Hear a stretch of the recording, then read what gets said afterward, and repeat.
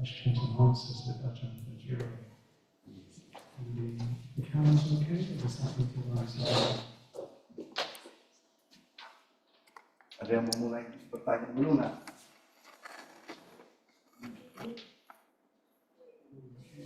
Maybe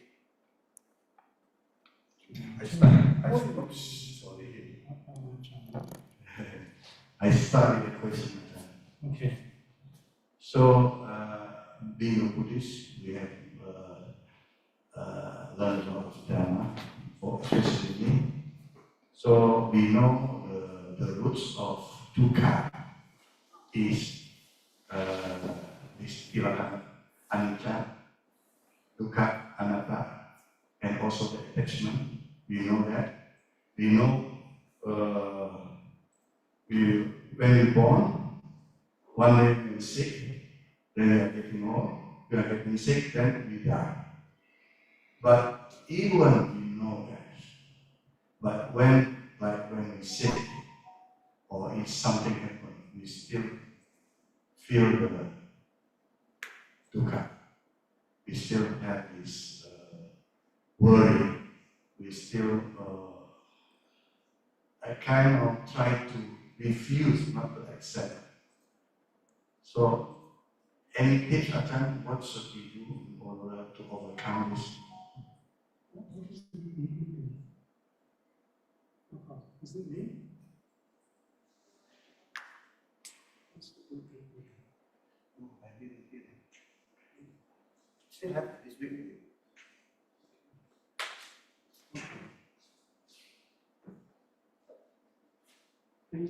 Please have a seat or a cushion. Lean against the wall. You lean against the wall, please.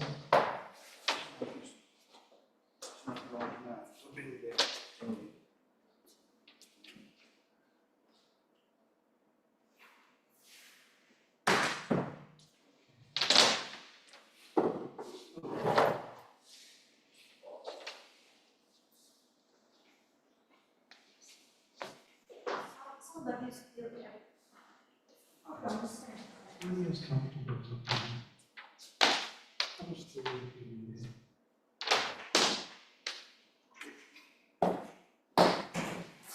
The intention is not to make it more difficult.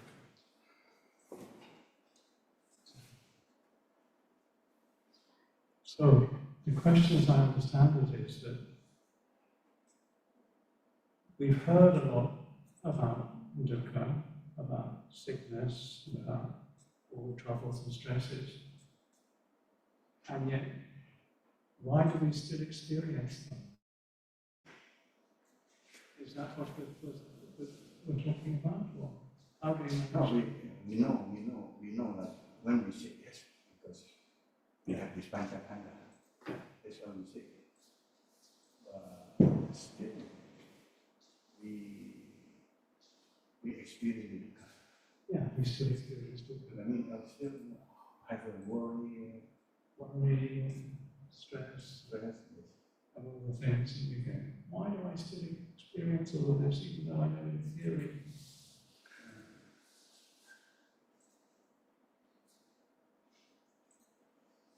It's a good inquiry. It's a good thing to ask. Why do I make my life more difficult? And the bit that makes it more difficult is the I. Yeah, it's my suffering. It's the problem.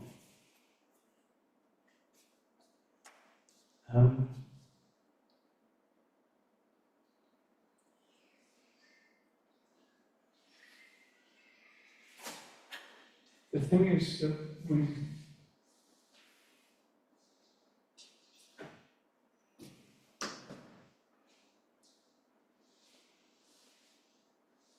continue to identify with the dukkha.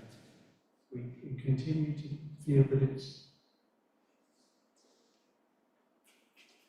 there's a sense of it's for me, it's somehow mine.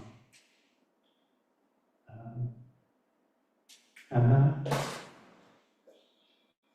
so we have the theory that we should let go Yes. and not suffer anymore. Yes. But we still go back to it. Yeah. In practical. And we wonder why it continues.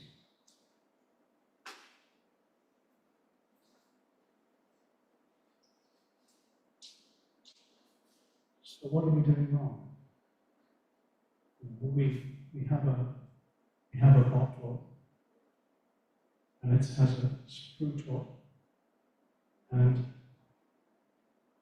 we know in theory we should be able to unscrew it. Yes. But actually, we keep screwing up. Oh. And that's the problem. So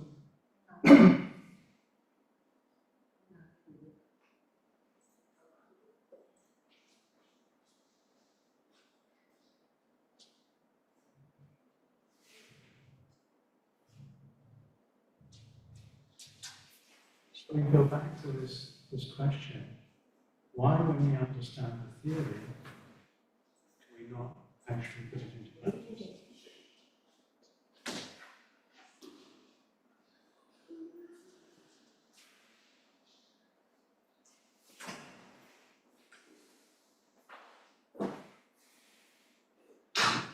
I'm giving space for people. You can come more close, actually. Satu lagi. Bisa lihat dia kalau jauh. Ya di sini masih bisa.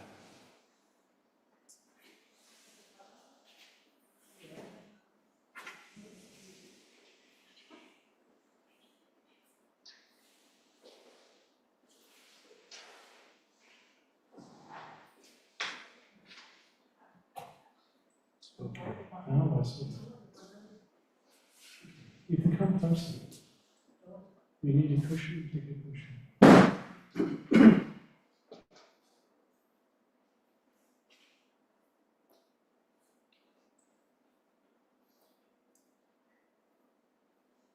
The question again is we know, or we've heard the theory of dukkha and its ending, and we think intellectually we understand Yes. what is happening. Why do we keep suffering? And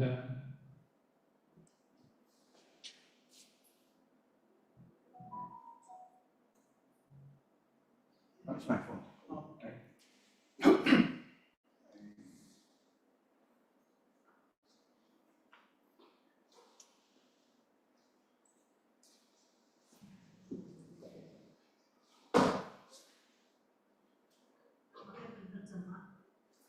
Okay, so we're just trying to deal with the problem of why, when we know the theory, do we keep suffering? And because the theory is different from the practice, and the problem is that we experience everything as personal. We feel that it's my problem, my suffering, my sickness, my irritation, my anger. And when we take it personally, we think that we can somehow master it, we can somehow control it. And we feel I should really control my anger, my pain in my body, my emotional upset, my. And if it really was ours, then of course we could control it. But what it's always telling you is, it actually just belongs to nature. And we add to it when we cling to it and call it mine and I. And that's, we think, you can't tell this body not to grow old, get sick. We can't tell these emotions not to get angry, not to get jealous, not to get upset, not to feel irritated, because that's the nature of things. So it's not that, it's how much you attach to things that make them a problem. It's not that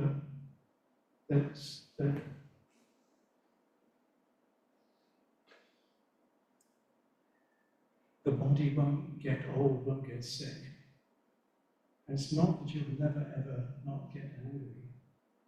It's how much you actually act upon that, and how much of a problem you make about it that makes it mine. If you think that you can control it, then you're always going to be frustrated. But you're going to be frustrated anyway, because being alive is going to be, the nature of being alive is to be frustrated. The nature of being alive is to be irritated, because all sensory experience is actually an irritation. It's a vibration. And if we try to control it, and a lot of the teachings are about saying you can control this, control your anger, control your emotions, control this.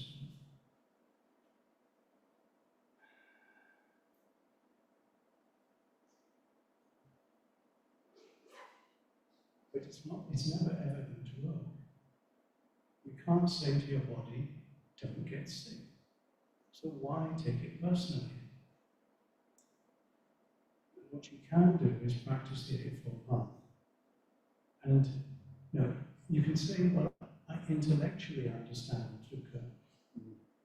I intellectually understand that being associated with the dislike is dukkha. Not getting what I want is dukkha. Being irritated is dukkha. Old age, sickness, and death is dukkha. Intellectually, I can think about it, but you don't. You're still not really understanding it. It's humbling.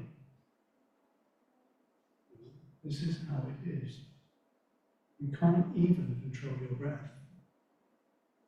You can't say, today I will only have in-breaths, and tomorrow I'll have out-breaths. What you can do is play with it with interest and see the limits of what you can do with it. And you can certainly be kind to it. But you can't really control it. You have to decide. You have to decide what you give attention to.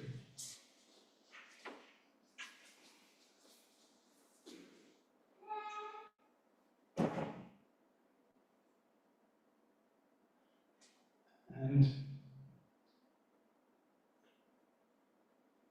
don't take it personally. The instruction is don't take your life personally. And there's a book about it by Ajahn Vajiro, which you might have read. Don't take your life personally. And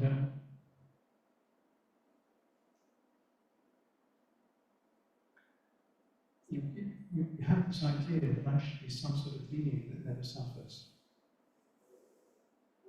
But if you identify and treat it as personal things that suffer, I think you should get rid of all suffering. Then you're always going to suffer. You suffer more, actually. Because you'll be frustrated if I can't get rid of the suffering. What you can do is not add to the suffering, not want to get, because suffering is what we experience. Irritation is what we experience. You don't need to take it so personally. The story that Ajahn Sumedharama's attendant tells us of Ajahn Sumedharama lying in bed. And Ajahn Sumedharama tells us actually his attendant comes in and says, how are you? And he says, I'm fine. And then Ajahn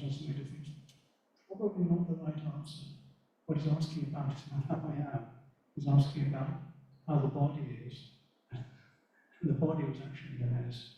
So, it's like his attention was not identifying with the mess, but he was actually saying that the body is a mess, it's fine.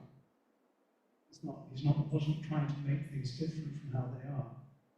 If you're always trying to make things different from how they are, you're always going to be disappointed. Because actually how they are is how they are. What you're interested in is understanding dukkha. It's not getting rid of dukkha. And we think that intellectually understanding it is understanding it. But it's not. Understanding it is actually not identifying with it. Because dukkha is dukkha. What we can do is not add to it. Not add to it by thinking that it's me and mine, not taking it personally. So we don't have the feeling of inadequacy. Because part of the feeling of inadequacy is thinking, I need to do something about this dukkha. I can't stand this pain anymore. Of course, if something was happening, you are actually standing it. There's nothing that you can't endure.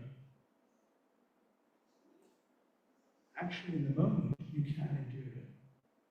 You're talking,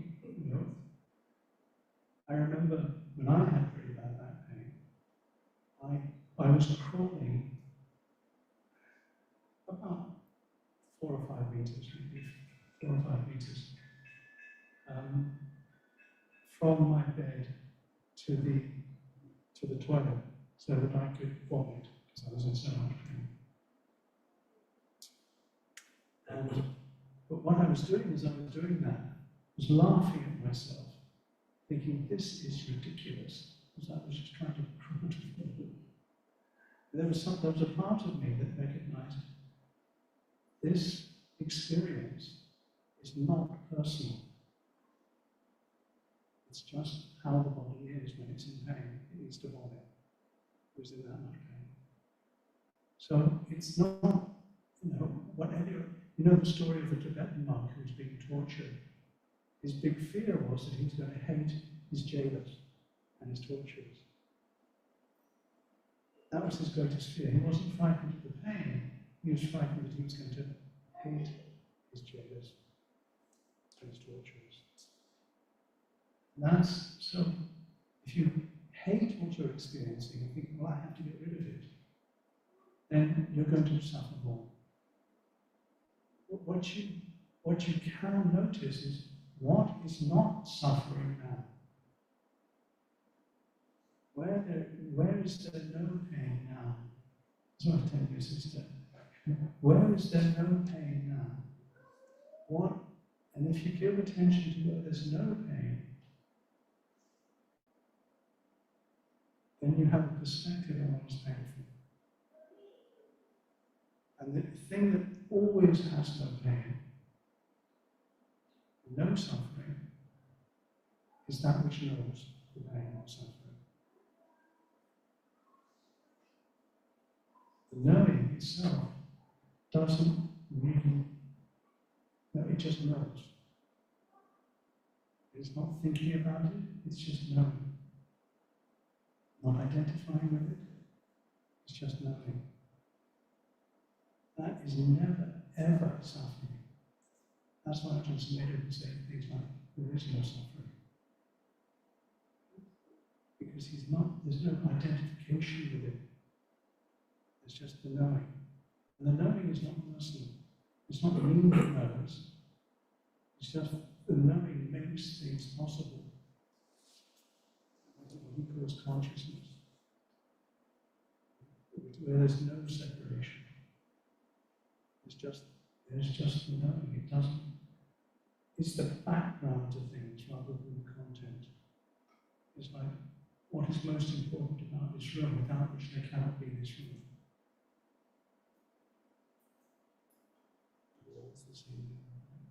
No, the space. The space is here, the room is here or not? What is it, where does all the music start?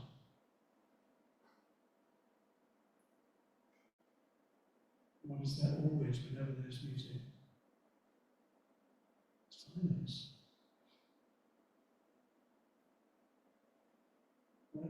Can you listen to the silence? I just made listen for a long time. As you know, listening to the sound of silence. And this is interesting because what is the sound of silence? What is the space? What is it that knows? And it's not thinking about it. What knows thought? I can't think about what knows thought. I can point in a direction, but it feels very, very different in this present moment. The knowing of something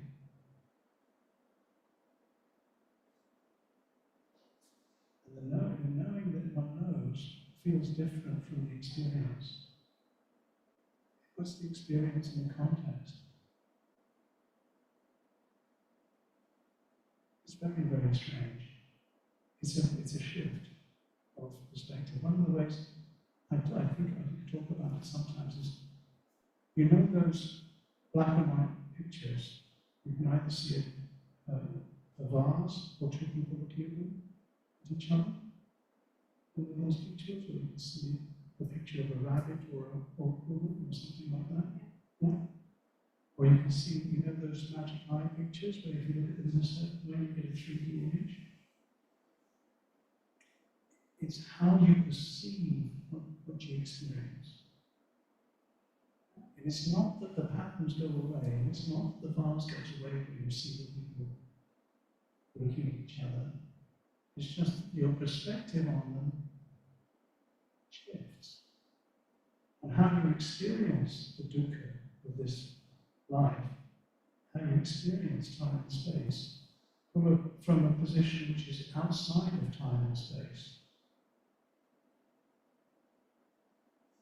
We don't take time and space personally, because all our problems are about me in this time and this space, aren't they? My idea of who I am, I need to do something, but I'm not sure if I can do it or if it's the right thing. This is our life. Our personal life is around, I need to do something. I'm not sure if it's the right thing, and I am somebody who needs to do it. All of our problems revolve around that. And if we make our spiritual life into, I am somebody who needs to do something, and I'm not sure if I can do it or not, then again, we just keep creating yourself and keep making our problems more. So what is not, and that's all about thinking. So what is not thinking now? What knows thought now? I don't know what happens to you, but when I suggest that to myself, when I slip into that, it's not, there's a stopping there. There's a recognition that this experience is just this experience here and now. It's not me. The suffering that happens with being irritated, being angry, being jealous, being upset, with the body getting old, it's just, that's what happens in time and space. So what do? Practice the Eightfold Path. Really practice the Eightfold Path, because that's the only thing we need to do.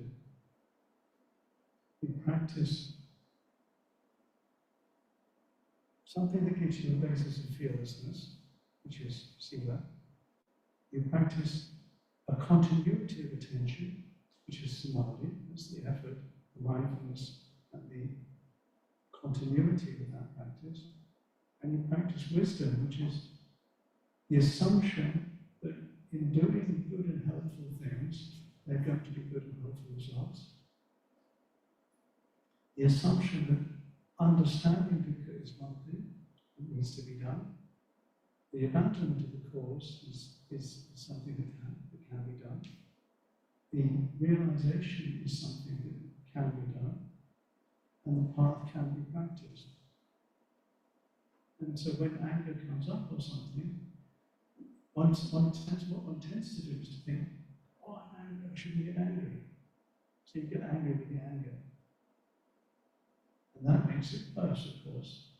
I don't like feeling angry, I don't like feeling jealous. I shouldn't be doing that as a spiritual person. Or you think, it's right for me to be angry.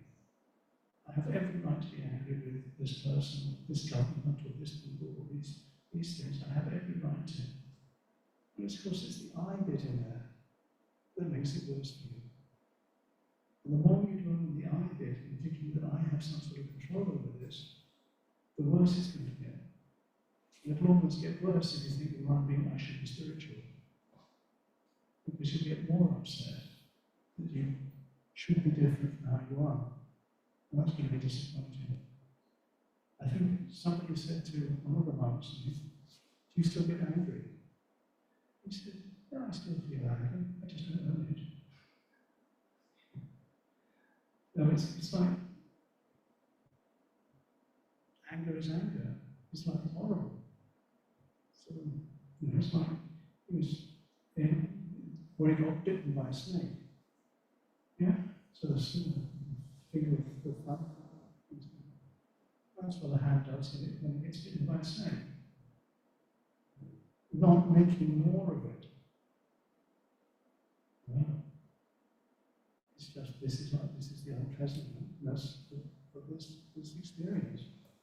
And if you expect never to get angry, then you're always going to be angry if there's any anger.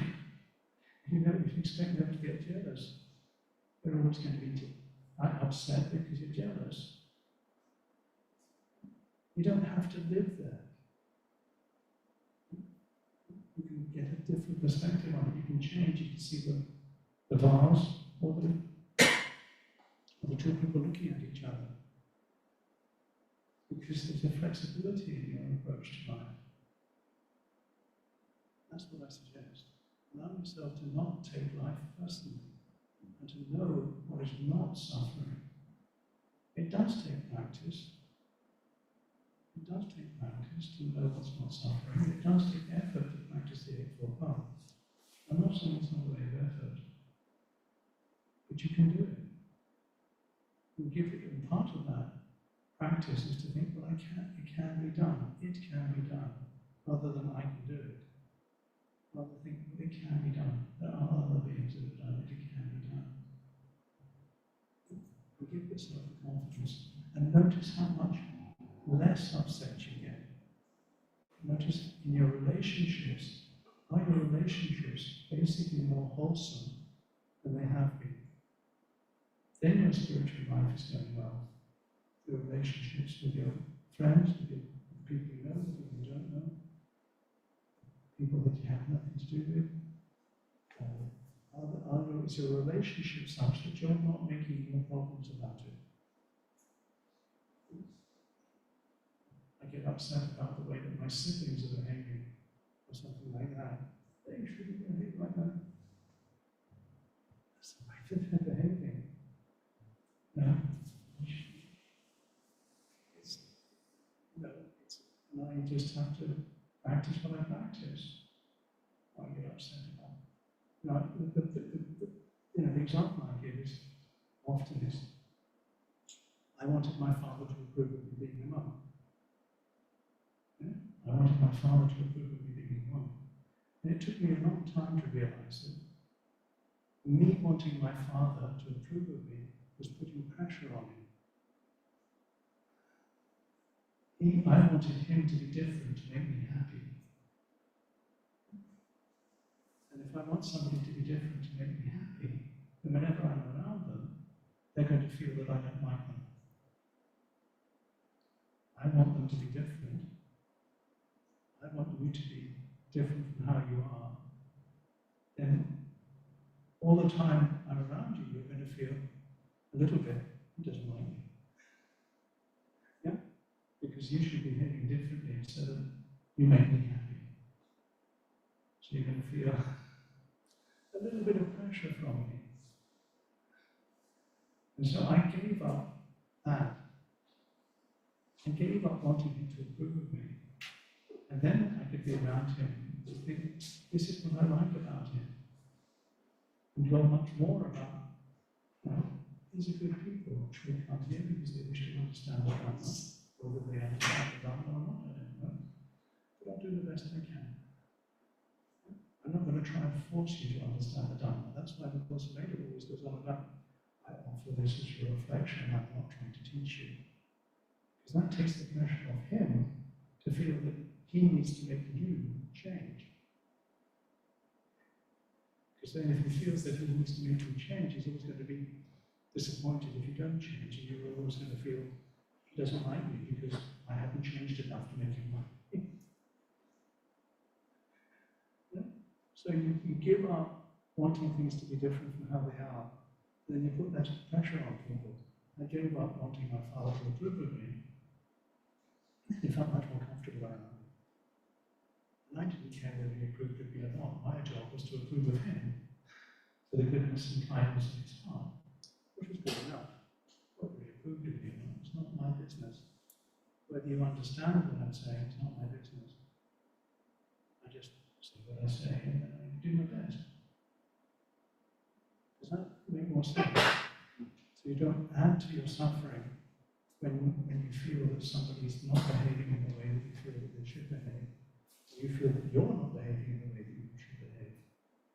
You put pressure on yourself if you think, I don't like me because I'm not behaving as a good spiritual person. What sort of kindness is that to yourself? You're as you are, and you're doing the best you can. And don't take yourself too personally. Sorry, that's made as well. Does that help with it? Sorry to wrap it on a bit and not give opportunities, but the other people have come. His question was about, why do I still suffer? If I understand the theory. And I was trying to say, take the I out of it. Take the sense of I want things to be different out of it, which is the controlling bit that's always going to be more frustrating. Any other questions? I'll try not to keep it so long next time. Good to see you all. I'm glad to hear to ask questions about Ajahn Vajiro. That's what it's been advertised as, is that right? Papa. Listen. I have a question on it. Basically, I sometimes like to contemplate. So, for example, before I go to bath, look at my body and see, okay, this is me, not me, tolerance and stuff. When I had someone say at the night, I sometimes contemplate, okay, this is your body is very normal to feel sick and everything. But this is contemplating and it's different from meditating, I believe. So what I want to ask is, because sometimes we also hope to meditate on an object. How is it different? Contemplating on an object and meditating on an object.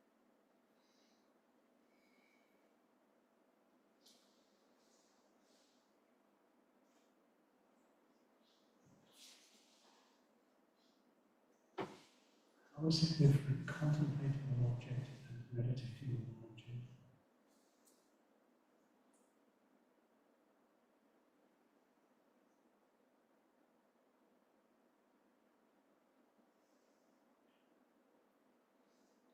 I'll try. Then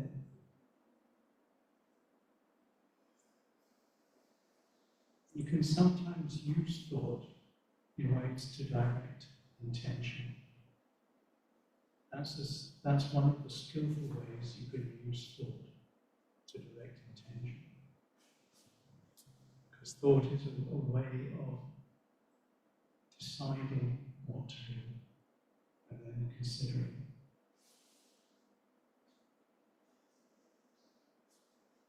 When you direct thought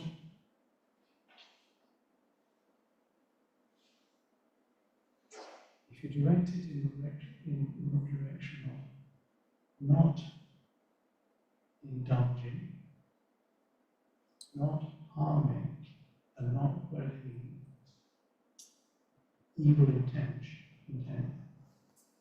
and that's skillful. So if you direct thought around the body in terms of, or in terms of the Dhamma, you direct thought in terms of thinking about the Dhamma, this arises, this is how it works, this sort of thing. That's to do with sankappa, or right thought, which is an aspect of wisdom. In terms of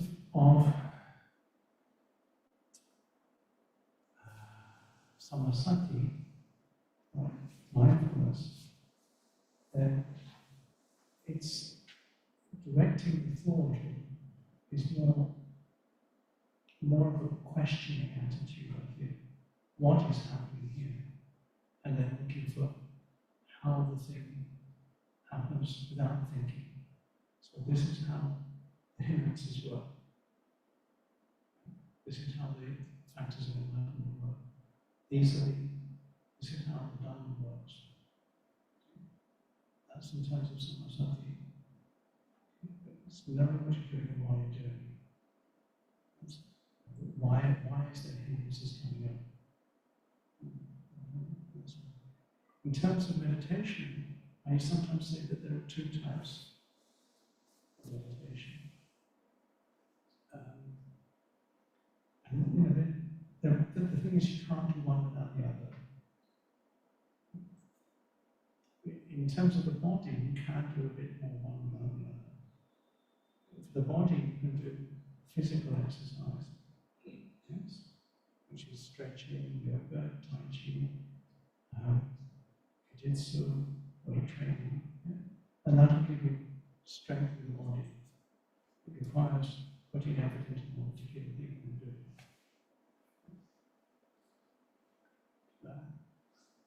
The other thing, the other side of the body is cleaning it, you know, taking a bath, taking a shower, going to the sauna, other things of the body, taking care of the body like massage. So there's a lot of things you can do with the body, and people will do different things at different times. Similarly with meditation, there are at least 40 different types of meditation. And probably 84,000, which means you have to work out yourself the different exercises you can do. First of all, to strengthen the ability to sustain attention. And sustaining attention is about, in meditation, it's not about so much holding on to something hard, because you can do that for a while. It tends to be a strength. I will concentrate on the tip of my finger. Then it's easier and more successful to just make the tip of the finger the most important thing and letting everything else fall away. So that how you sustain attention in an easy way is to make what you're doing the most important thing that you're doing. And then you don't bother to have to hold on to it because it just naturally everything else falls away. But in terms of cleansing, it is the sense of looking back. What is happening? Why did I do that? What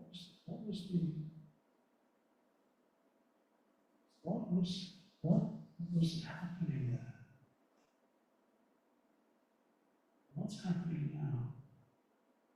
How am I receiving this experience now? Am I receiving this experience with a sense of irritation, or pride, or jealousy, or upset, or how am I receiving this experience? And then how releasing this experience back. How am I responding back to this? What's actually happening? What's happening here? And giving space, because if what's happening here is, I want to convince you, I don't want to do that, I want to do that, I want to manipulate you to do this, I want to do this, I want to do that. What sort of extra stresses am I putting in here? And that's where the cleansing exercise comes, because you can then know more clearly, oh, that's what's happening. And then when you come to the sense that that's what's happening, it's not. And that is letting go. The understanding is pre-verbal, pre-thought. And that's more where the cleansing takes place. That's where the practice takes place, practicing the Eightfold Path. You need to do both. And they both actually go together, because you can't do one without the other. Because unless you can sustain the attention, you won't be able to sustain the attention on what's happening. And you won't be able to sustain the attention on what's happening unless you understand what's happening. It's not that the front and the back of the hand are different.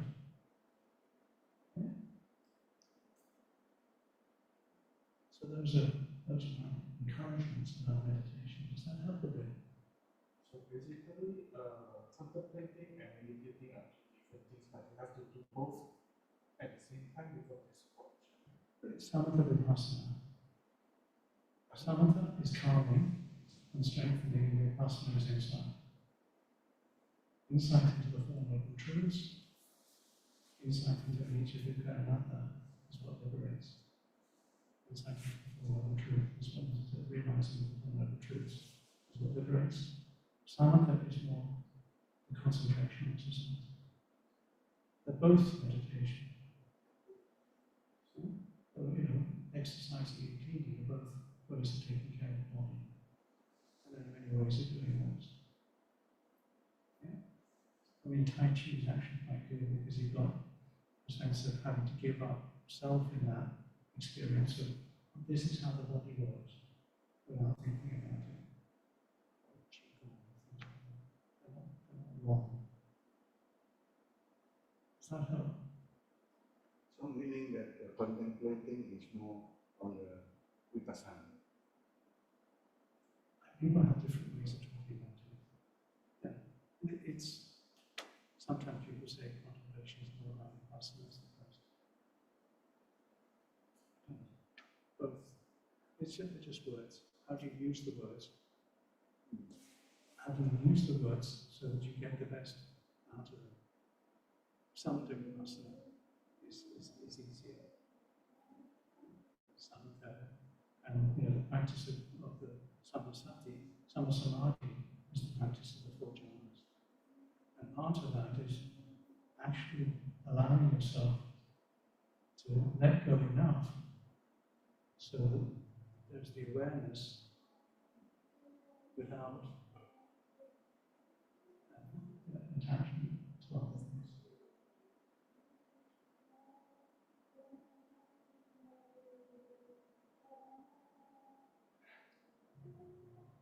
Okay.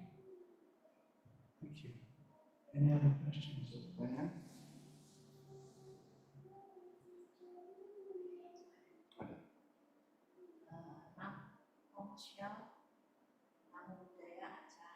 I want to ask about Long Po Chah teaching, which Long Po Chah didn't emphasize about jhana achievement.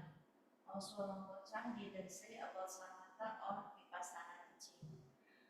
Can Ajahn provide more information about this to correct my misunderstanding? Thank you. I think you can go to the internet. Ajahn Chah's blogs or read translations of Ajahn Chah's. Stillness Flowing is the book that you can get off the internet. Stillness Flowing. Yes, stillness. Is the book that you can get off the internet, which explains a lot of these things. There's also a book on meditation. You can get these all off the internet. If I try to say what Ajahn Chah said, I should be reporting inaccurately what somebody has told me that Ajahn Chah said. Because I can't really trust myself to really accurately reflect what Ajahn Chah said, because I think Ajahn Chah said different things at different times to different people. And I think that the idea of the hand business, I think, is from Ajahn Chah.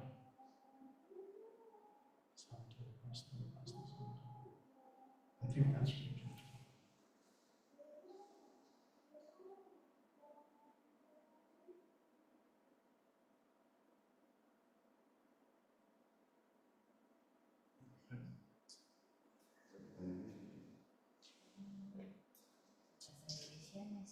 Bisa terjemahkan. Henny kemudian bertanya, apakah dalam menjalani kehidupan sebagai ibu selalu sudah bisa bahagia, tak pernah sedih lagi, tak merasa duka? Question is in Indonesian. As being a man, does that mean that you can always be happy, not feel suffering anymore? Of course. No monks experience any suffering whatsoever. If you believe that, you're very strange. If you believe a statement like that, you're very strange. Very strange. You're very strange if you believe a statement like that.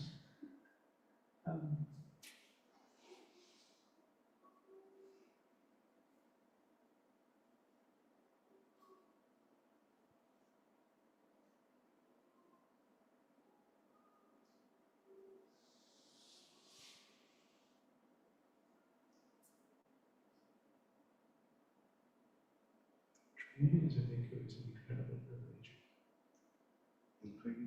Training as a bhikkhu is an incredible privilege.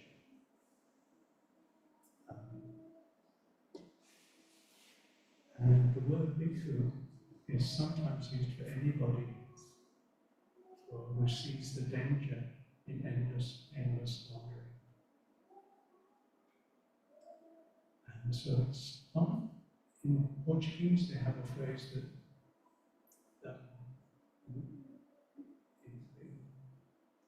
that the robe or the habit doesn't make the monk.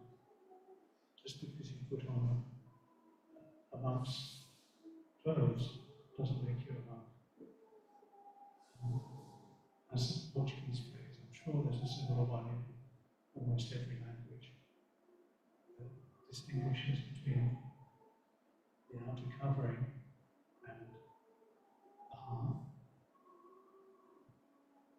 But if the Lord Buddha hadn't thought that it was helpful to set up a community that lives according to the Vinaya, then he wouldn't have done it. So I have confidence that there is some purpose in this, and there's some use in this. And when I first came across it, I was so impressed that I thought I wanted to support it. I didn't think that I would stay, but I've since been able to stay as long as I have, and I continue to feel that this is an incredible privilege. In Thailand, it's not considered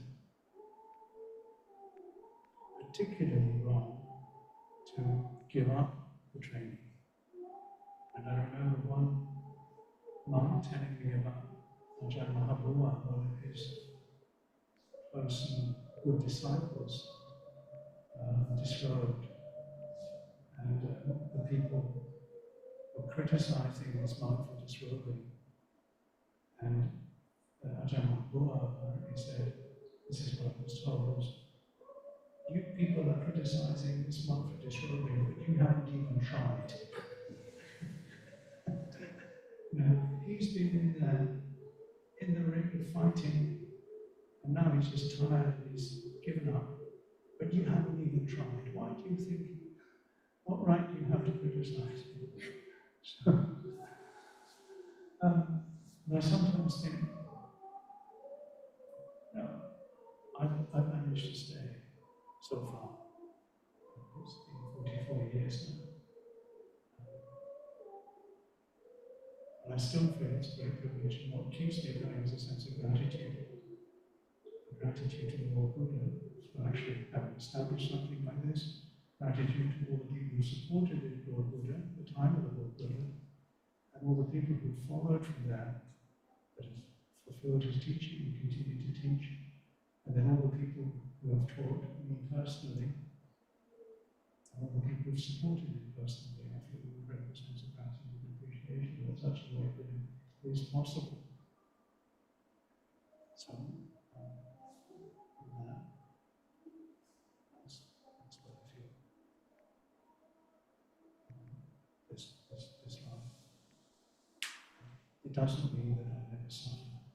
I'm quite capable of suffering anytime, anywhere. I have no difficulty suffering.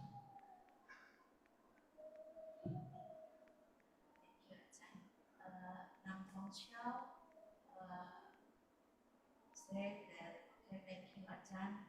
Now I change my question to Ajahn Vajiro. What is Ajahn opinion about achieving jhana before doing vipassana?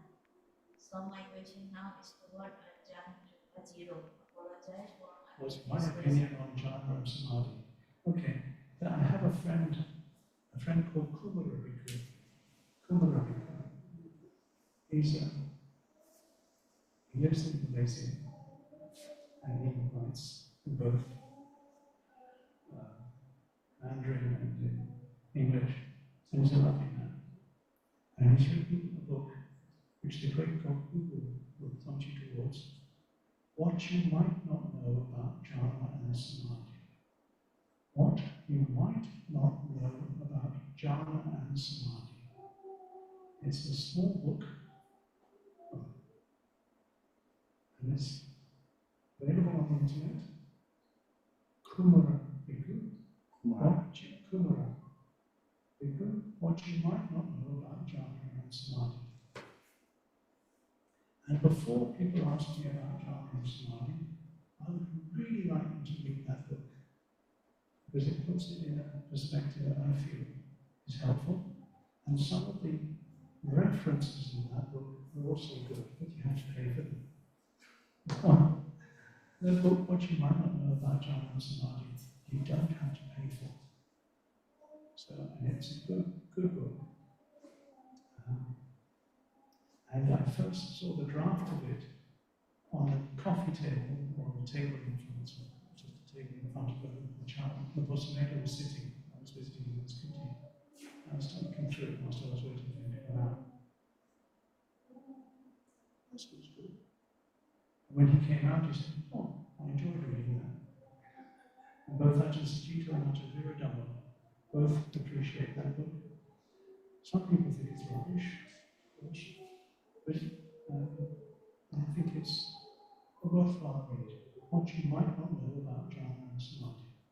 Get it on your phone, and then when you lose your phone, and the panic you feel when you lose your phone, you can think, "I lost my phone."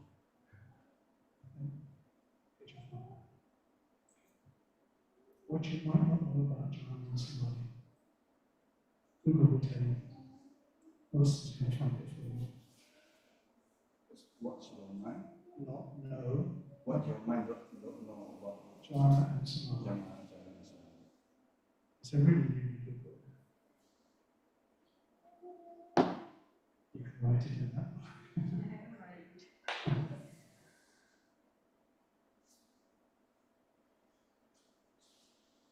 Okay.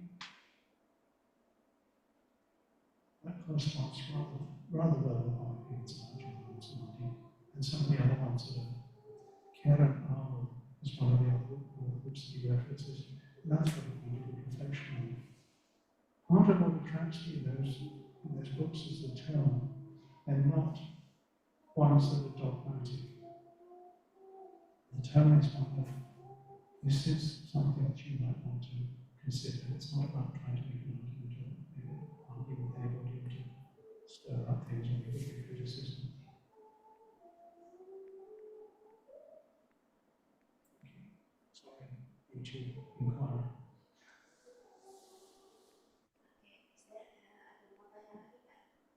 lagi Pak? Kalau nggak ada ini itu Nureng tanya lagi. Mengapa semakin kita memperdalam ibadah atau agama, cobaan yang datang biasanya jadi semakin berat? Inggrisnya gimana coba? Coba Inggrisnya gimana? Siapa yang bicara? What's this? Same question? The question was why when you or someone try to practice religion, belief. Where did mine? No, when someone try to practice a religion or belief, the more they practice, the harder it feels, the more temptations and more hurdle that is along the way. The question is, as soon as you start to practice, why does it get harder?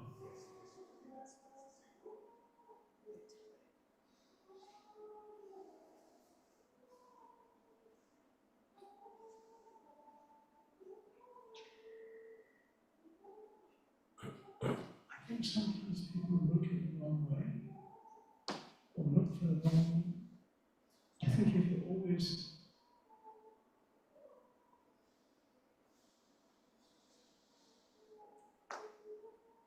looking to get or gain something, or to get rid of something, you're always going to be disappointed.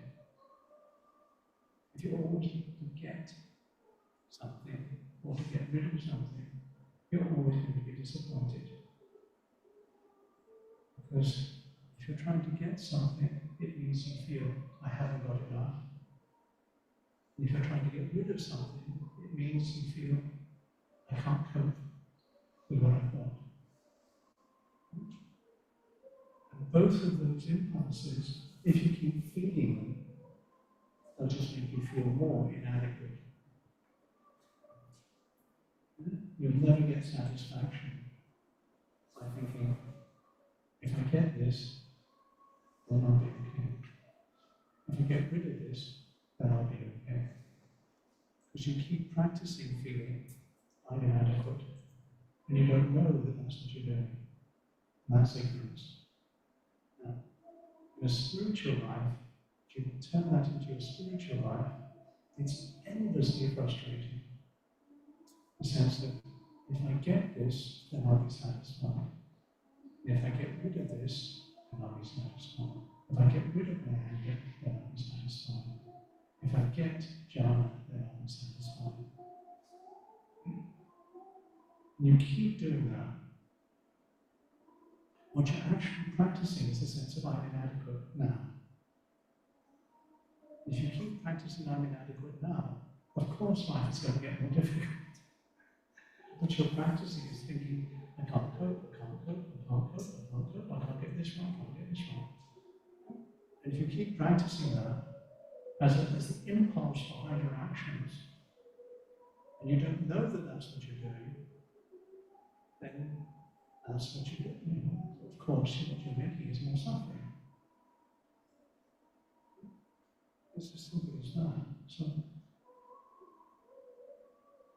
how do I measure whether I've progressed spiritually? Because I want to progress spiritually. I want to feel I've grown a little bit. Notice how your life is socially. Is your life more of a blessing for yourself and for others, and less of a curse? Are your relationships with everything that you do, does it encourage beauty and peacefulness, or does it encourage more stress for yourself and for others? If your spiritual life is causing a lot of stress for yourself, then that's not good, is it? You know? But if in general you're less angry, less greedy, and your people around you are less confused, you're clearer about where you are, you're causing less conflict, the people around you are less conflict. You can't stop everything. Even the Lord Buddha couldn't teach his poor cousin Devadatta. He couldn't stop his clan being wiped out by Ajahn.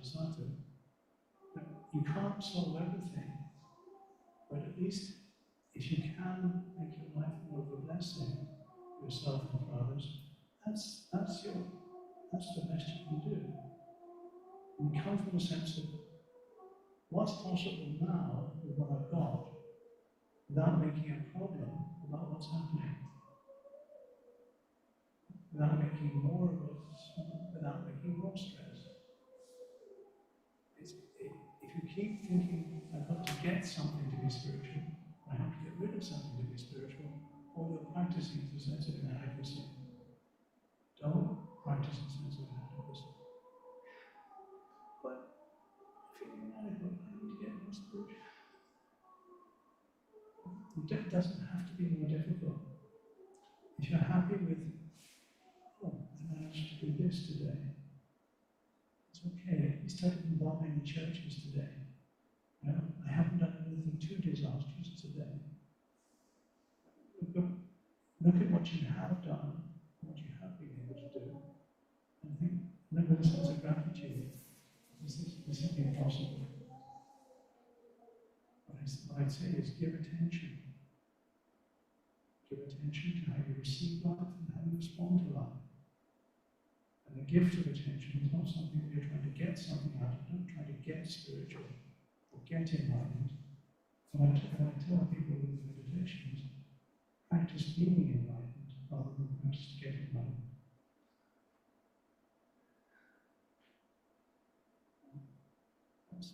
That's one way of looking at it, is to think of what is the action here that is free from greed, hatred, and confusion. Now, because I can try to do that, I can do that. I'm trying to be less needy and less overwhelmed now. I hope that helps. It doesn't, the spiritual life doesn't need to get more difficult. Or even if it does get more difficult, you can say, oh, I've noticed that things have noticed. I haven't been as clear about what I was doing. Well, it's good to notice that there have been some confusions in my mind that I didn't notice before. Oh, that's all right. I'll deal with those. I can deal with those if I've noticed something that's been going on in my life. Then, of course, you can deal with it.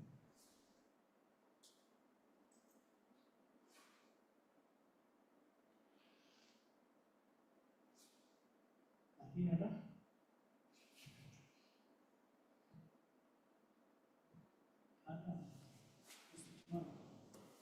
6:15. This is the 3/4 now. So when I will ask about the vegetarian. Oh, vegetarian. So I mean, people become a vegetarian in order to reduce the killing of the animals. Yeah, But in fact, when you eat fruit or you eat even vegetables, during the process, a lot of killing also happens. You spray the pesticide, you are also killing. So, in that perspective, that kind of practice is not.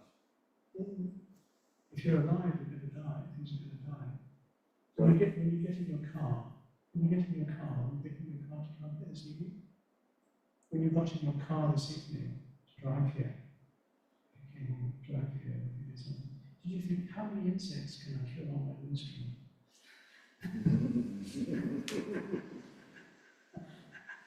I hope you didn't.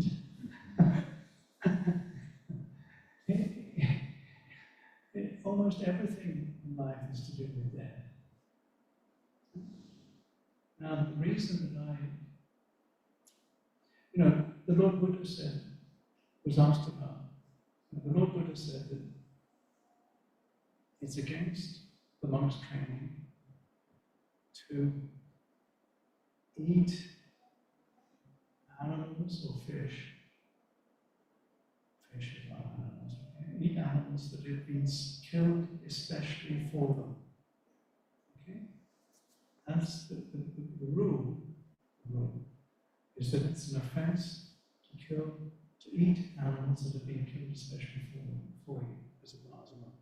So if you say, tomorrow I'm going fishing, I'll bring you back a fish monkey, then I would have to say I can't eat that. you kill that fish, especially for me. So that's what the Lord Buddha said. He didn't say you have to be vegetarian. He said if you want to be, you can be. He didn't say you have to be. Because I think that's because if somebody's prepared something that they want to make for themselves, and then they say, I'd like to share this with you. If you say to somebody, if somebody's prepared something for themselves, and then they say, I'd like to share this with you, if you say, oh, I don't like that, then that rejection is quite harming both for yourself and for the person who's rejected. Because they've made something, they feel that they can offer something, and they've prepared it for themselves, and they wish to share it with you. And so that's the reason for not being vegetarian. If they prepare it for themselves, they wish to offer it to you. Because one of the things that the Lord Buddha said is that if you knew the value of giving, you would share something of your last meal. If you only had this food, if you knew the value of giving, you would share it with somebody else. If you knew the value of giving, you would do that automatically. Okay? So, generosity is that important. So, whatever it is, if you share it, the accepting of it is the beautiful thing to do. The reason that I talk about to encourage vegetarianism and veganism is not to do with the animals at all. I don't really care about the animals.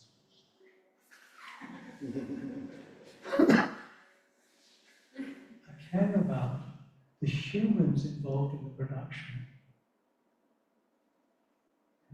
The humans involved in the production of factory farming, factory fishing,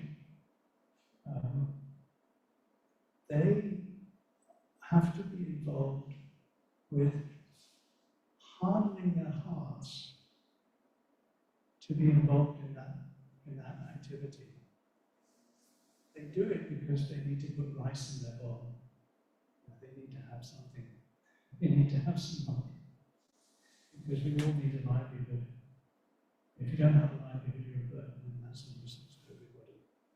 So, if you have a livelihood and your livelihood happens to be working in a slaughterhouse, or working in a factory farm, or working in a factory chicken thing, then you're doing that for your family because that's the best you can do.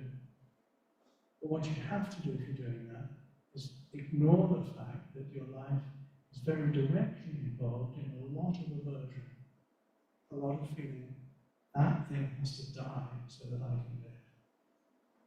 And that acting on that habit a lot, and that the aversion that has to happen directly to that, is not good for humans. It's not good for humans.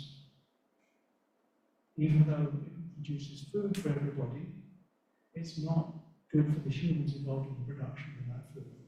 And for the most part, it's not necessary. The amount of destruction that's caused in the production of meat and fish is disproportionate to the benefit that it brings to humanity. Because a lot of it's out of just taste.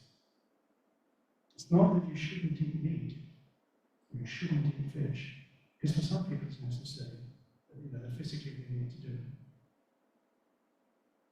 But the scale on which it's done nowadays is absolutely horrendous. It's very, very damaging.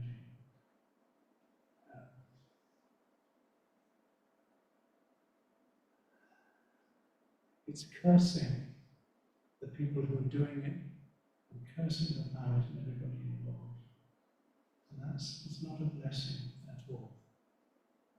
The blessing of sharing something that you've prepared to give somebody, prepared for yourself, and the blessing of wishing to share it, that's a blessing.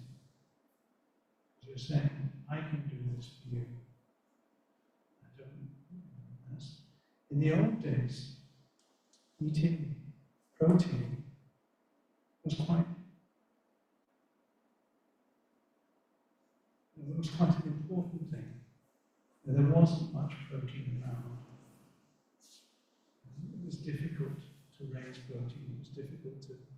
So a feast would be a protein feast. Yeah? That's why the Christian thing is killing the fatted calf. Because you've got something that could be very valuable. It could be a big cow or a big a bull in the future. But instead, you make it flat and then you kill it. And that's a feast. That's an important feast. You made a great sacrifice to do that. Nowadays, if you want to make a sacrifice, try to make a delicious vegan meal with no alcohol. Can you celebrate a wedding like that? Can you celebrate a family meal for everybody with vegan food and no alcohol? It's going to be much more difficult. But that would be actually putting the effort into doing as little harm as possible. It's not saying you won't do some harm, but it would be doing as little harm as possible.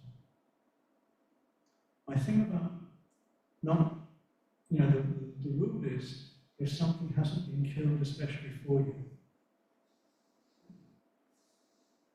So, and the intention, I think, is about sharing something that you prepared for yourself.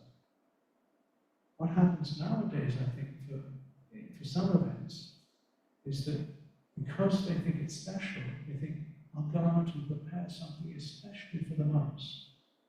And so I'll prepare the best for the monks.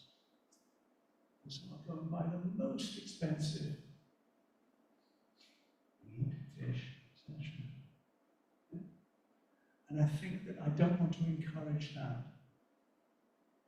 Because it's not actually something they wish to share for themselves, it's something they're going out of their way to get, especially for the monks. So they're buying or doing something that is contributing to the economy of factory farming and factory fishing, and using that to support the monks, rather than thinking, well, if I really wanted to support the monks as a blessing, then I wouldn't go out and buy that. I'd buy chicken food. That's why, as I said, for this trip to Bali tomorrow, with all the vegan food on the plane, because I think that if you're going to order something special, make it vegan. Because that's the blessing, the best you can do. It's not that you're not going to die, because you can't avoid death, but the actual act of humans being cruel to animals is lessened. Because in the factory farming and the production of milk, actually, there's a lot of cruelty involved. And that cruelty is desensitizing the human. And things that are not sensitive are actually dead. So what people are doing is, in desensitizing yourself, actually killing yourself in some way. And that's the sadness. Indulging is also a sense of self-harm as well. Because if you indulge too much, if you indulge your senses, you actually desensitize them. Because you overstimulate them. And overstimulating something makes them less sensitive. And overstimulating something is actually self-harming, strangely enough. Because you think, I'll just have as much ice cream as I can get. Indulging is a type of self-harming, and actually just self-harming yourself is also self-harming. But being cruel is actually It's actually a way of desensitizing yourself. It's again, it's harming to yourself. What you really would wish to live in is a society where everybody is completely free from organs and completely enlightened, wouldn't you? That's what you really, really like, is to live in a society where everybody's awake, enlightened. Wish people well. Don't wish them continuing there. Don't support them in continuing in jobs that are not so good for themselves. That's my take on vegetarianism and veganism. So I do the best I can. And mostly I'm vegetarian because it's just easier for people to look after me.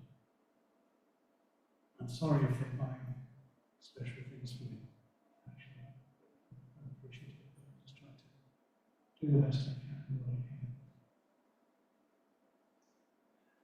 There is actually.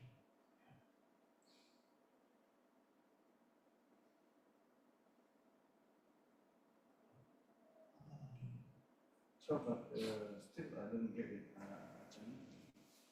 Even if you're vegetarian, still encouraging the killing because when they plant the vegetables, they spray pesticide. There's a lot of killing involved. Yes. It's Even more than. It's more in terms of numbers, possibly. Yeah, in some example, yeah. But in terms of cattle feed, when they feed cattle, they also feed them vegetables that have been sprayed. And when they feed chickens, the weird thing about feeding chickens actually and cows is they actually sometimes turn them into cannibals because they feed cows and chickens, processed cows and chickens, to bulk them up, which is really weird. And one of the things that monks should not eat is human flesh. That's an offense to the master of human flesh. So don't cut off a bit of your thigh to feed people. It's going to be interesting when we start growing that meat. It's going to be a thing. Yeah. There's a lot of death involved. A lot of death involved in being a monk.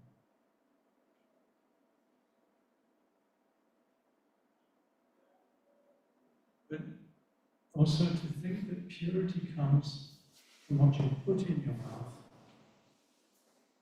rather than from what comes out of your mouth.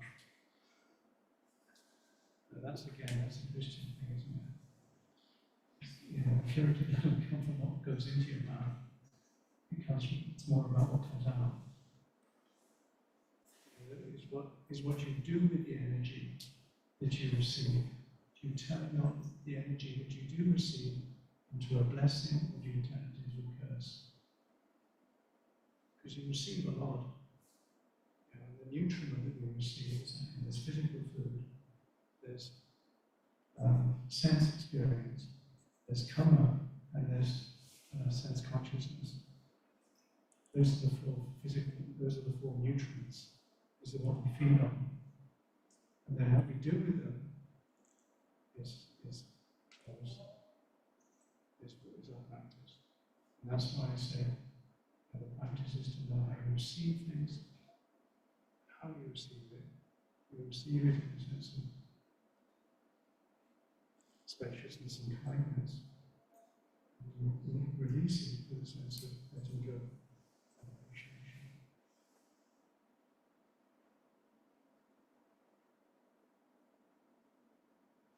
But what you do is what you do.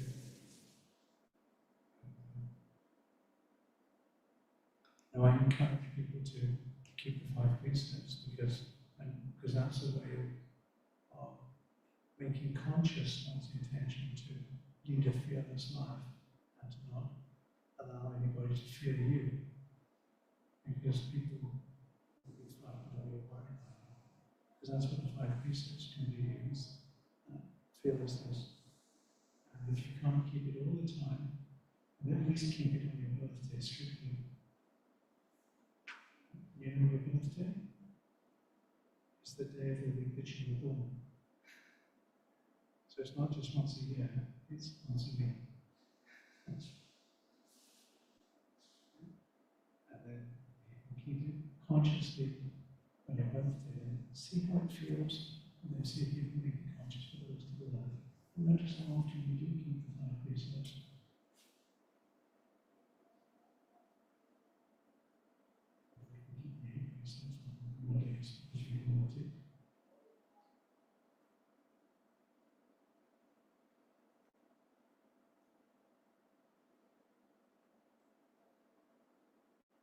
I'm sure you will.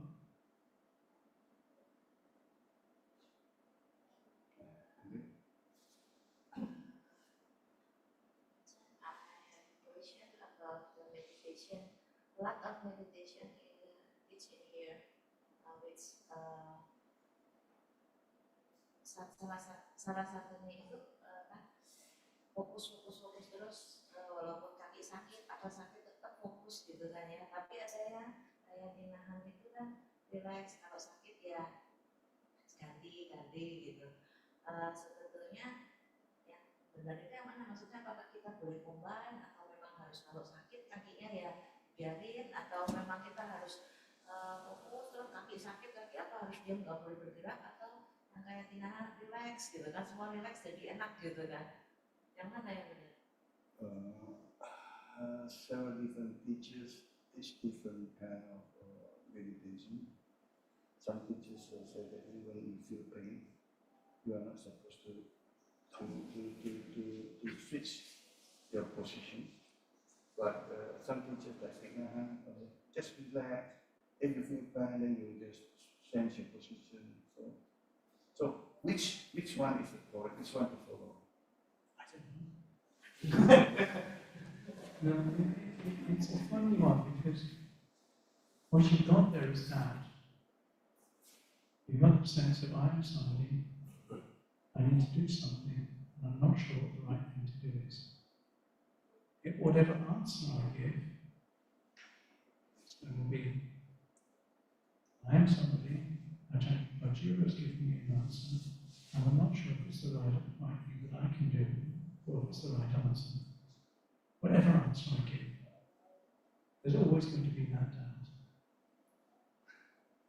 I'm not going to be able to get rid of your doubt that way. When you know that, I can't solve that doubt. What I can do is encourage you to understand doubt. This is how doubt is experienced. This is where I feel doubt. This is how doubt is experienced in this part of the body. This is how it works. So you can work with doubt. I don't think either one is right or wrong. I'm not saying that either particular approach is right or wrong. Because there are occasions when it's perfectly fine to say, I'll stay with this pain. It's not damaging pain.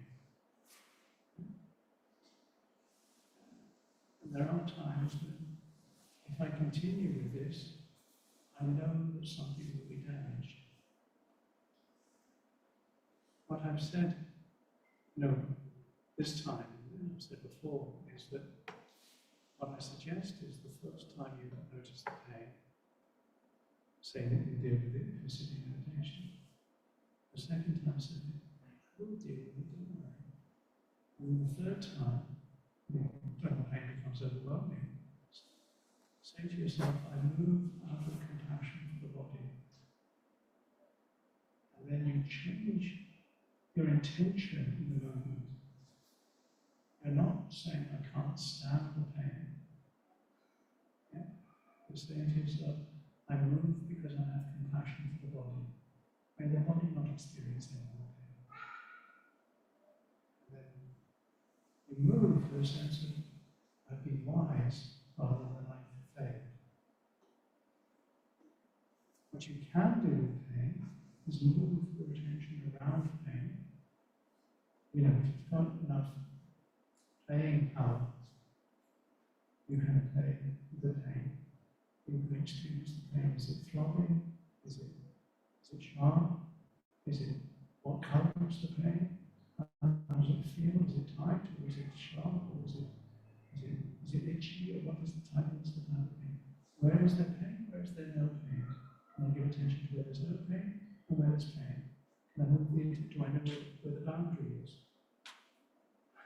Do I know what's painful and what's not painful?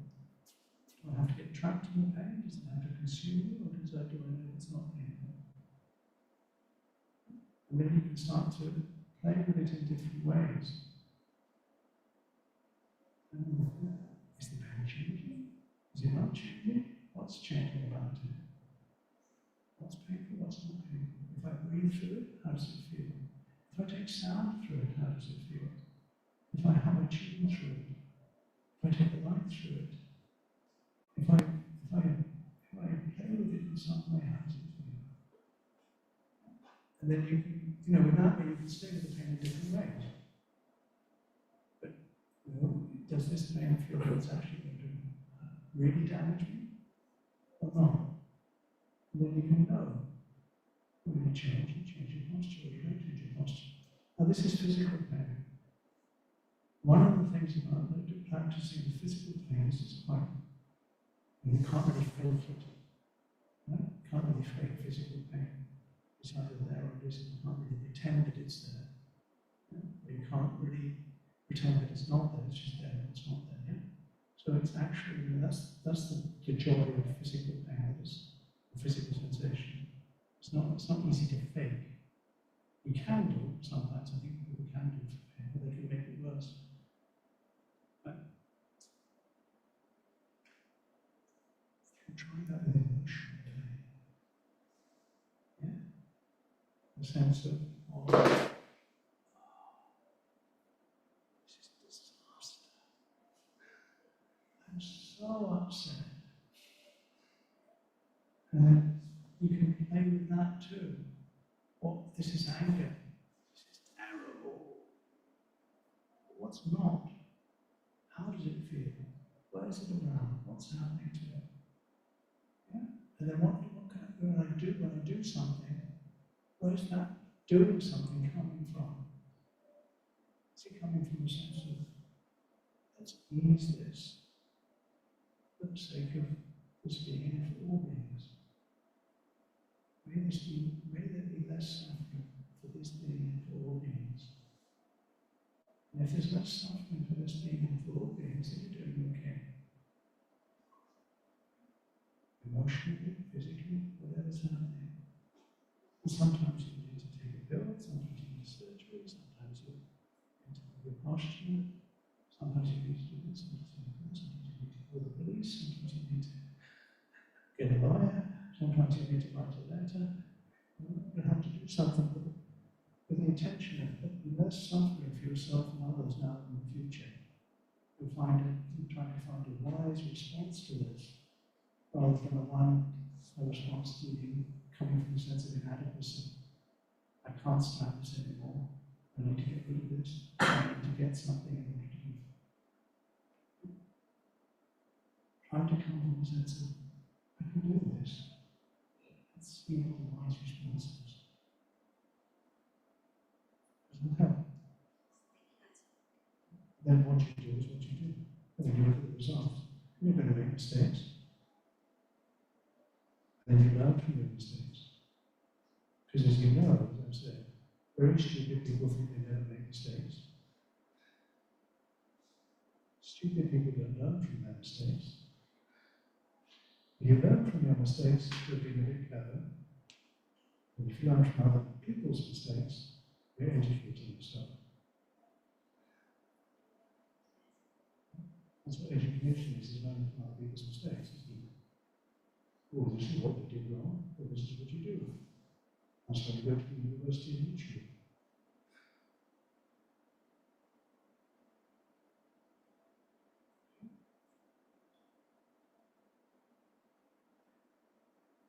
Then I have a question. of course, as a human, we have a lot of feeling, anger, through everyday life, anger, and a lot of unwholesome feeling. Sometimes I can be aware of it and then and not react on it. Sometimes I react on it in an instant. Sometimes I aware of it, try to hold it back, but still react on it. And sometimes I also try to like see through it and then hopefully it disappears. Even that, one of the Bhante told me that if you try to see unwholesome feeling with the intention of it going away is also not exactly the right things to do. But the whole question is that when I realize it and still act on it, of course I cannot feel angry about that, but what should I do? What should I do so that in the future it is not like that anymore? Because it's like if you keep repeating, okay, I accept this, it's okay, I mean it's fine, but next time it happens again, you still accept it again, then there will be no improvement. So what should I do? You're not learning from your mistakes. Okay, so So how should I do?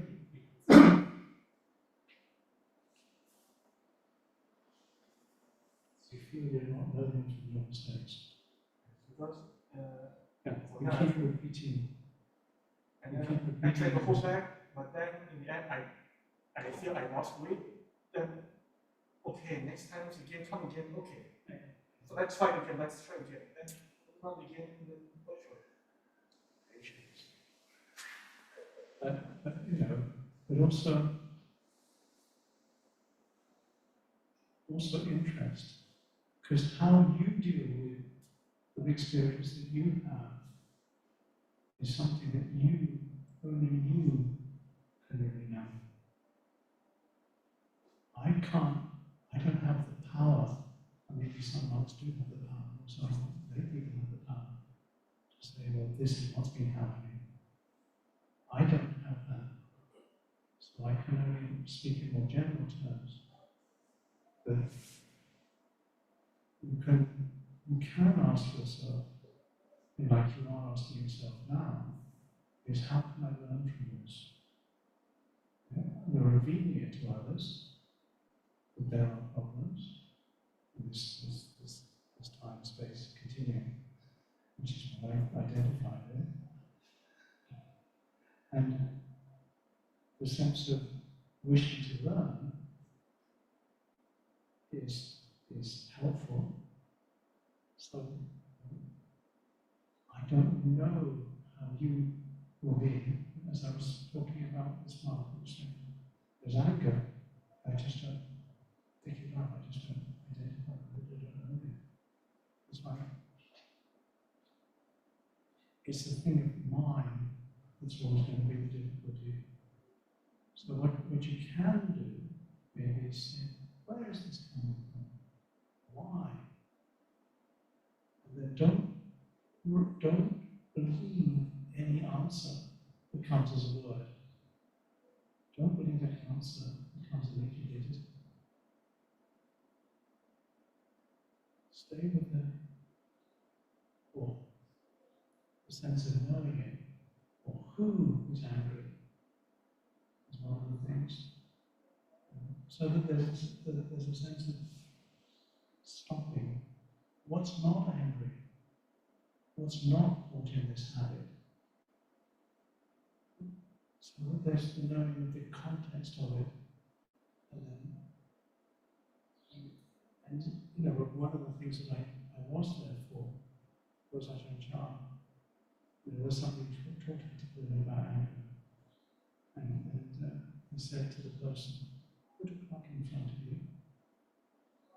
and see if you can be angry for 2 hours straight without any change. And then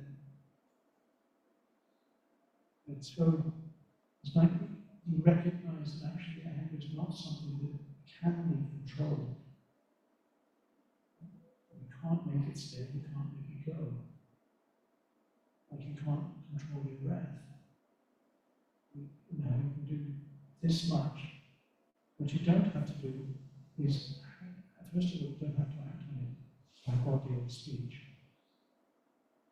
However angry you get, you can actually control the body and speech to a certain extent.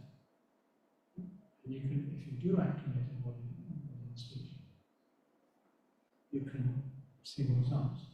You can also recognize, particularly with anger, that your worst enemy would wish you to be angry. Because it makes you ugly, people don't respect you, you make you ill, you do things wrong if you're angry, you make mistakes, you can't sleep well, all of the things happen.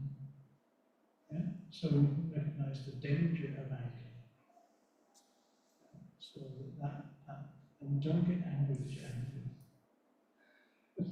That just complicates matters. Yeah? Yes, you do need to act, but sometimes after a lot of efforts, in the end you still end up acting on it, Yeah. and then you cannot feel anger towards I am pleased. Yeah. Then what am I supposed to do? Look, if you manage something with your anger, then do apologize. Do apologize and ask for forgiveness. And asking for forgiveness is very much part of what we do. Because I have not known anybody who can't irritate me. I can be irritated by anybody, even myself. And this sense of irritating one is something that then, the sense of forgiveness is a sense of acknowledging this, that we've done things by body, speech, or mind that have in some way harmed other people. And then when you ask for forgiveness, you say, I ask for forgiveness for this, any actions by body, speech, and mind that I might have done that might have harmed you. And the only response to that, if somebody asks for forgiveness, that one can give is, I forgive you, please also forgive me. And you forgive somebody because you don't want to carry around the irritation. You give yourself the opportunity to put it down. So you ask for forgiveness for your own sake, and you forgive others also for your own sake, so that you don't have to carry around the irritations you feel for others. So it's a question of putting it down.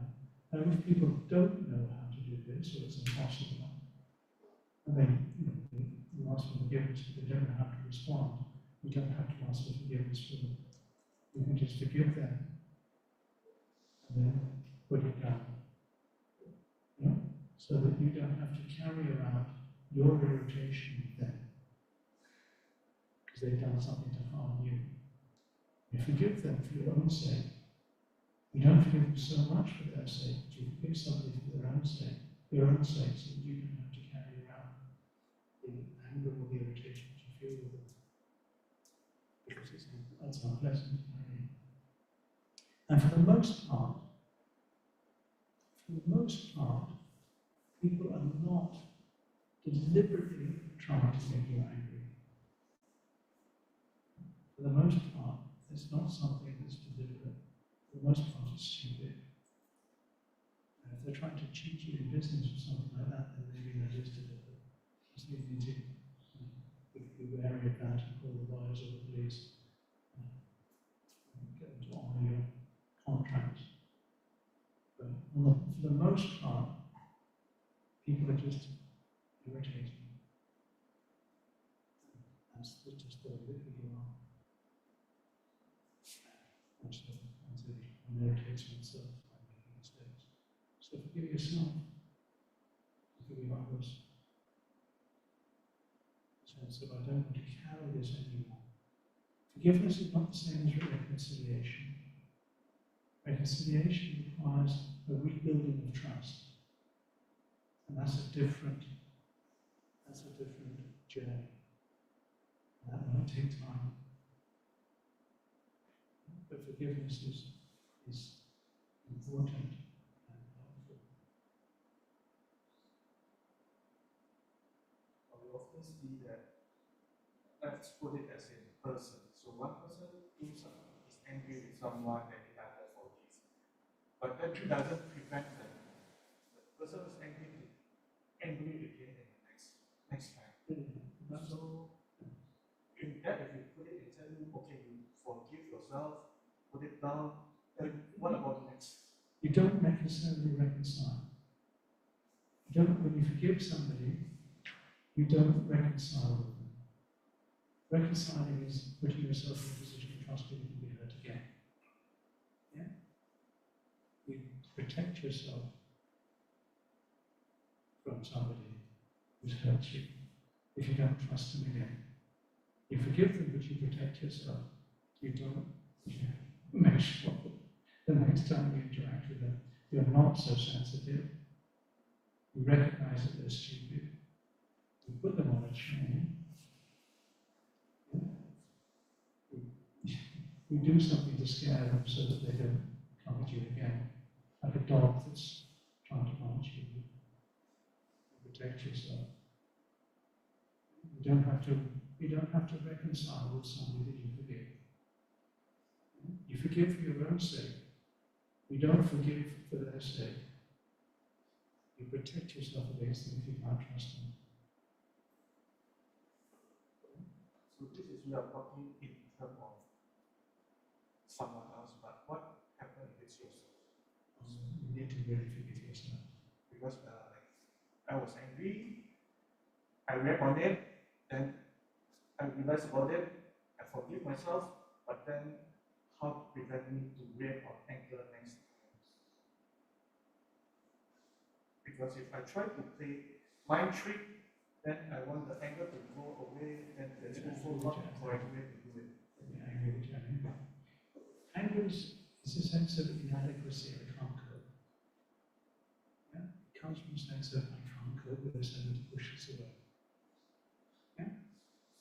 So remember that you can cope. I'm okay. I will be able to get through this. I have got through this before. And practice a sense of adequacy. Practice a sense of contentment with yourself. Practice a sense of patience and capacity with yourself. I can do this. However angry I might blow up, it will pass. And I wish myself well. I have been able to go, I will go again. And I don't need to be angry that I'm angry, because actually, the other thing about anger is that it can be close to wisdom because you notice something's wrong. Yeah? I've noticed something's wrong. If you stay with that, rather than being angry with it,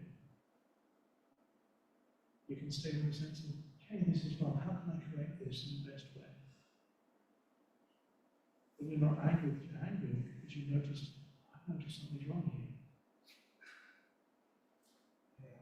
Angry, I think is, I use angry here because I mean a lot of people it's easier to identify. Actually, the biggest problem for me is not angry, but more like greed, wanting something. Greed is again a sense of inadequacy. Because angry is very easy, it's hot, it's burning, it doesn't feel good.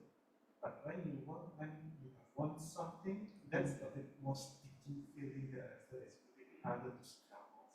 But it's coming from a sense of inadequacy. I need this to make me happy. Now the one is pulling towards, and if that's frustrated, then you get angry. Yeah, because the sense of inadequacy is not. Yeah? So greed is coming from a sense of inadequacy. I need something to make me happy. If I don't get this, I won't be happy. I need this to make me happy.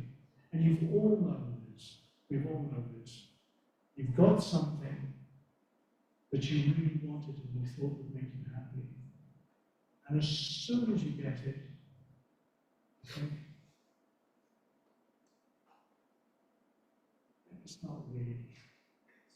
doing it for you. This one I realize, when you got something, you are no happy because Yeah. it's you want or Yeah. how when you want it, Yeah. What you fed is the sense of inadequacy. And so that sense of inadequacy will find something else.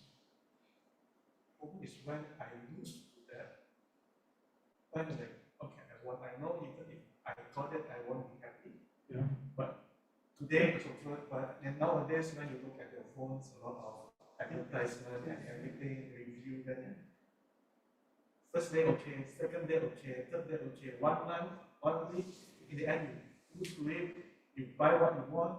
The moment you buy what you want, now suddenly I realize, okay, this is not correct. But then what you fed is a sense of inadequacy. So what I was saying at the beginning of all of this was, know what you're putting out in the world, and know how you're receiving the world.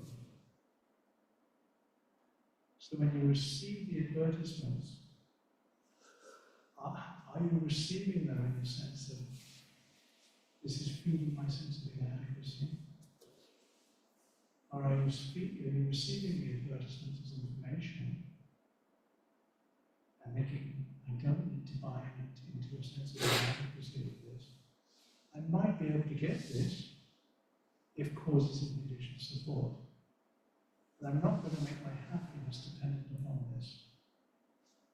Because if I make my happiness dependent upon getting it, all I'm feeding is a sense of inadequacy. Once I get it, that sense of inadequacy will find something else to go out into. I'm feeding the sense of I'm inadequate. And that's the sadness. If I just get the right thing, if I just get the right gadget, I'm frustrated because I can't get the right gadget. That's all coming from a sense of I can't cope. And of course you can cope. You can't get happy without contentment. You can't reach happiness without contentment. Yeah? Contentment has to be the ground of this. Because if you start to try to get happy from a sense of discontent, what you're feeling is a sense of discontent, a sense of inadequacy. You start with a sense of contentment, then you can start with a sense of aspiration. I will be able to do this if I do the right things, if I save the right money, if I find the right things, then I'll be able to do this, I'll be able to share, I'll be able to give, I'll be able to give myself this. I'm not depending on this being making me happy. So, well, please forgive me if I've done anything that has been inadequate or not quite right. There's been no use in leaving behind. Thank you for your attention. Thank you, Ajahn. We can get enough sleep tonight for 4:30 hours. 4:30 meeting. 3:30 hours. Okay? Cukup? Cukup, Ajahn. Thank you very much. Kita tutup dengan nama Karagata.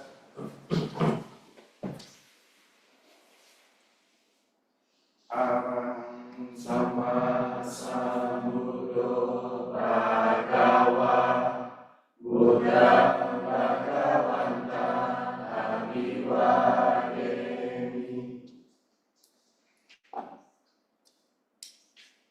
Swakato bhagavata dhammo dhammam namasami Supatipanno bhagavato sawaka sangho